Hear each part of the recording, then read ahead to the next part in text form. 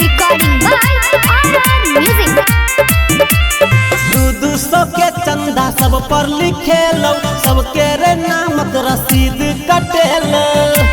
रे छड़ा तो लिखा गेलो। दू सौ के चंदा सब पर लिखेलो, सबके रे नामक रसीद कटेलो। देबो पड़ो को नहाल में रे दारू आ मुर्गा के पार्टी के संगे रसियन नचबे नया साल में। दारू आ मुर्गा के पार्टी के संगे रसियन नचबे नया साल में।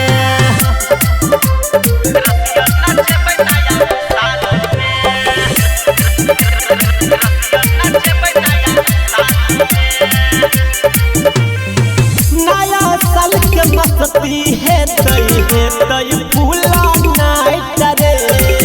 देवही में चंदा जे हम ओकरा देव छाइट रे। सुन रे छड़ा नया साल के मस्ती है तई फूला नाइट रे।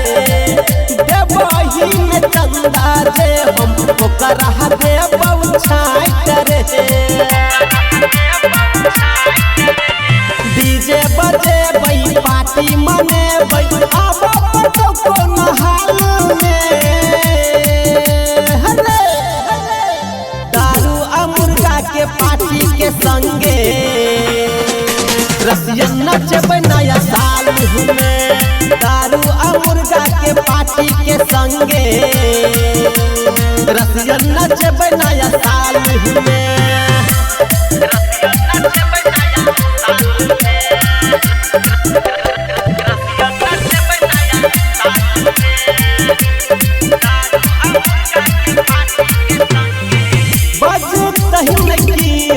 रिपोर्ट दल रही थाना पर रसियन नचबई हम बजा के मैथिली गाना पर। सुन रे पिंसवा नच गया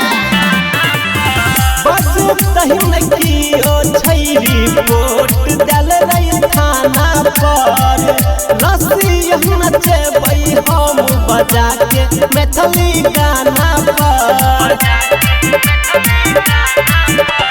राइटर राजा अंकित उजाला कहै जबै है कोनो हाल में रे दारू आ मुर्गा के पार्टी के संगे रसियन नचबे नया साल में। दारू आ मुर्गा के पार्टी के संगे